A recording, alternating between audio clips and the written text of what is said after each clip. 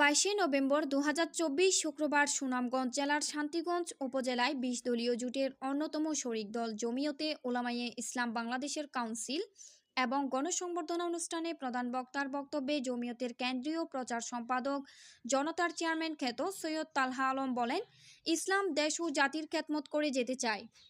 গত ফ্যাসিস্ট হাসিনা সরকার পতনের এক দফা আন্দোলনের রাজপথে লড়াই সংগ্রাম করেছি। আগামীতেও আমাদেরকে দেশ ও জাতির সেবা করার সুযোগ করে দিন।